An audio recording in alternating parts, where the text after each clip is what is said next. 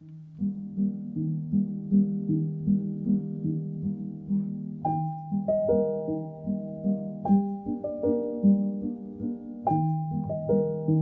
no matter what form it comes in, whether it's a painting, a song, poetry, a movie, or a play, well, art just has this unique and very strange way of touching our souls in a way that nothing else really can. I mean, we can start gushing tears just from hearing a beautiful piece of music or a voice that's out of this world. We get emotional just by looking at a beautiful painting, or get so engrossed in a movie that we feel we're actually the character in the scene that we're watching.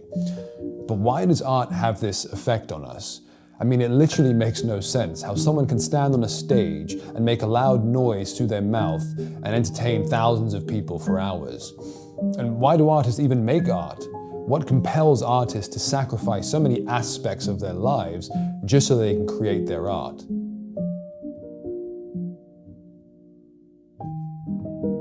Well, the greatest artists will be the first people to admit that it's not really much of a choice for them to make art. Most of them would agree that what they create comes through them from a higher place, as if they were a medium or a conduit for what ends up on the canvas. So, as an artist, the real source of that beauty isn't from them, but from something bigger than them, something unifying that we're all connected to, but that we need to be reminded of.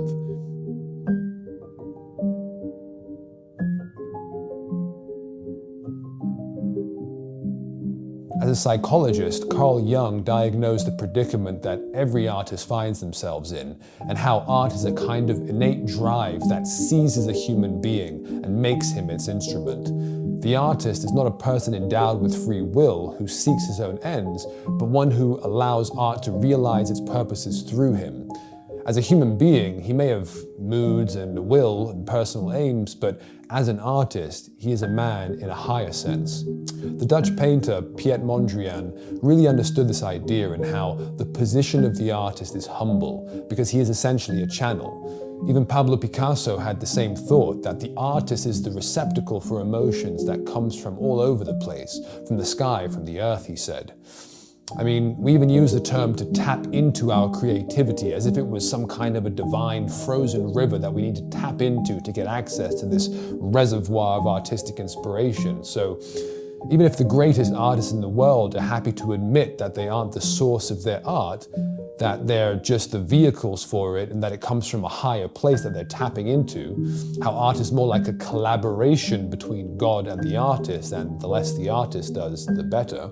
Well, if we're comfortable with this idea of how art is coming from some cosmic or divine source, whether you want to call it God, the universe, the collective unconscious, or source consciousness, you're still left with the question of what's the purpose of art? Why does it come through the artist without their permission and force its way into the world as a beautiful song, a painting, or a poem?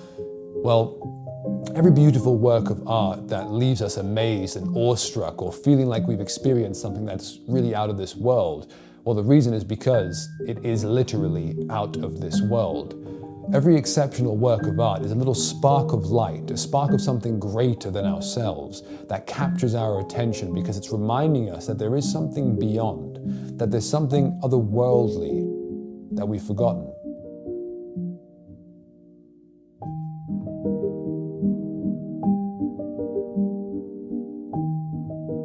It's also a reminder that the real source of that artistic light is inside of each and every one of us. And that reminder should serve as a little nugget of light that's guiding us in the direction of our own personal enlightenment and realization that we are from the same source as that art, that music, or that poetry.